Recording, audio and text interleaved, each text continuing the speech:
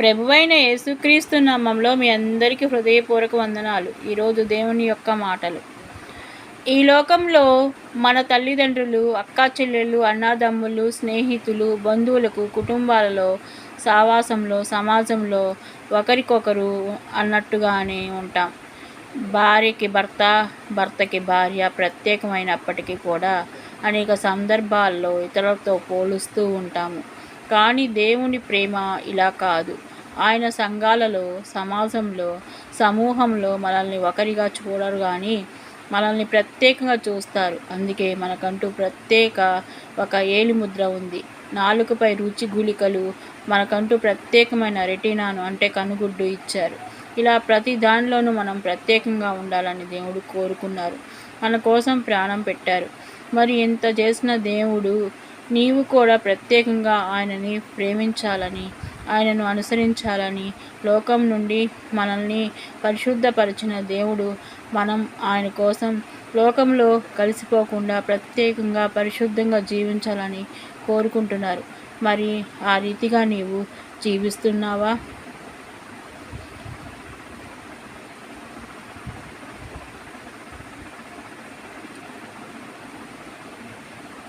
1 పేతురు 1:16 మిమ్మల్ని పిలిచిన వాడు పరిశుద్ధుడై ఉన్న ప్రకారము మీరును సమస్త ప్రవర్తనయందు పరిశుద్ధులై ఉండురి.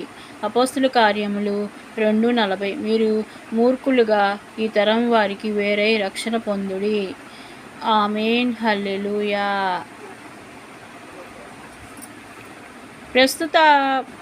ప్రస్తుత కాలంలో యవ్వనస్తులు అనేక విధాలుగా చెడిపోతున్నారు. అందుకే నేటి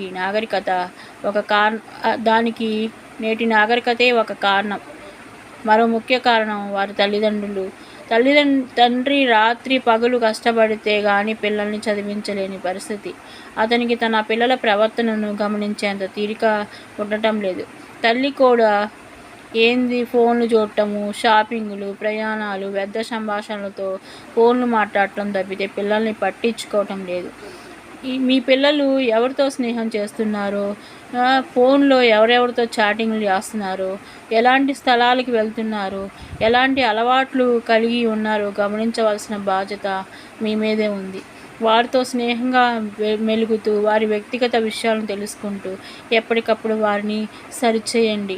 తల్లిదండ్రులారా, మీ పిల్లలను ప్రభువైపు శిక్షణలో, బోధనలో పెంచండి. ఎఫెసీయులు 4:6-4. ప్రభు పేట మీ అందరికీ వందనాలు, శుభాలు, దైవాశీస్సులు.